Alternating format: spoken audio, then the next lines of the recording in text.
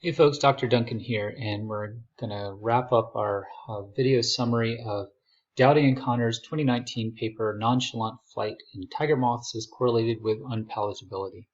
In this video segment, we're going to look at future directions and critical assessments.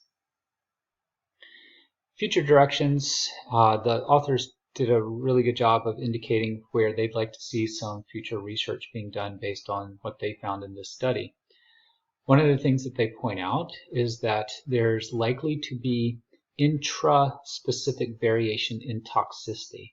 So in this case, what they're talking about would be that there's variation in toxicity within a particular species of moth, and that might influence all sorts of things, such as how likely it is that the moth is going to exhibit nonchalant behavior, or how likely it is that it's going to exhibit evasive behavior. If, for example, you're a moth that is not well defended in terms of your toxicity, you might be much more likely than other moths in the population of the same species to exhibit flight behavior. They also talk about the influence of how variation in the plant population could be influencing that variation in moth toxicity. In other words, if you've got a population of moths that vary in how toxic they are, it could be because that the plants that the larvae fed on varied in their toxicity. And that would be, of course, in this case, for this study, from what I'm led to understand, each moth feeds on one particular plant. But the authors also go on to say that there are some study systems, I believe with tiger moths, if I remember correctly, where one species of tiger moth in an ecosystem will, the larvae will eat different species of plants. In other words, that you could have in your population for that species varying levels of toxicity based on which species of plant the larvae were feeding on. And that could lead to the intra-specific variation in toxicity. So there's a lot to unpack there in terms of future studies that they allude to.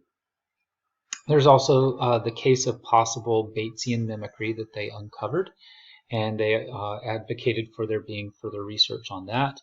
And then they also suggested that this would be a good system to examine with other taxa of invertebrates. By system, I mean bat-prey systems, something very similar to what they did in the arena trials.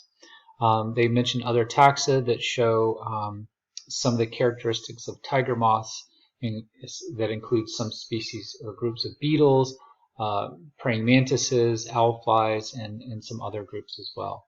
In other words, to see how generalized are these results that they found in this study. That would reveal a lot about these types of interactions between predators and prey. Okay, now let's turn to some critical assessments of this study. These are some things that I pulled out. I would expect and hope that you would find your own critical assessments to focus on. This is just a partial list. One of the first ones I already talked about in a previous video, which is that the authors removed the tymbals from some of the moths. That's the sound-producing organs of the moth, or the sound-producing ability of the moth. And then they fed those moths to the bats in the arena trials, as well as moths that did not receive the surgery or received a sham surgery. And then they never say what's up with that. They never explain like why they did that, and nor did they give us any assurances as to whether that had any impact on the results that they showed us in the arena trials. So I think it was probably just an omission. I don't think there was anything too damning there going on. So I think it was just an omission on their part, and the editors didn't pick up on it, which is too bad. The authors talk about pseudo-replication issues, and I pointed out a separate pseudo-replication issue that was not noted by the authors in the study that could potentially be influencing the results, because different bats will respond to moths in different ways. Just like you and I might differ in how tolerant we are of spicy food, bats might have similar variation within their species within the population in terms of tolerances for moth toxicity. There's also the possibility that there is variation across bat species in the arena trials. They didn't really mention what species of bats were present in the arena trials, even though that we have the technology to figure that out by identifying bats based on the acoustic signals that they use. That was not mentioned at all. I suspect that these authors are going to be publishing on that in a separate study. But there could be that variation in behavior amongst bats that could influence this study system that we looked at, and that really wasn't addressed in this study.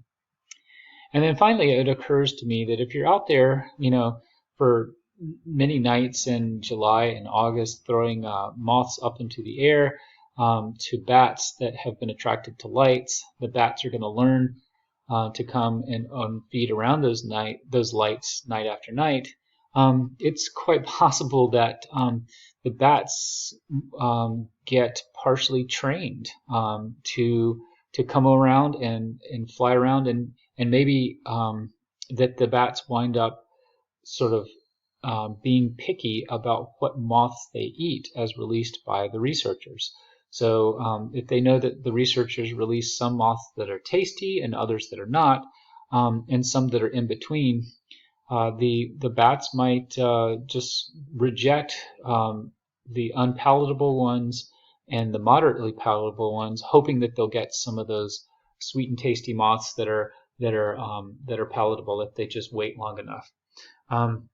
That would be really hard to determine if that was going on, and of course that would require a pretty high degree of cognition in bats. But who knows? We don't know what bats are capable of. So that's also a possibility that of a concern with the study. The real question, though, with any critical assessments that you have, and when you're doing for your papers and stuff, is to answer this question: are these critiques, are they damning? Are they enough such that you, as a scientist in training, lose confidence in the conclusions that the authors come to? For myself, I would say no. I feel like I judge the study to be well constructed. There are certainly some flaws, but overall I find it to be very convincing. Are there gaps? Is there future directions that I would like to see this work go? Absolutely. We definitely don't have the full story on this, but I do think that the authors did a good enough job of presenting enough data to convince me, at least, that that nonchalant behavior in these moths is related to their palatability. Okay, that's a wrap. Hope these video summaries were helpful for you. Be sure to reach out to your instructor if you have any questions about the papers.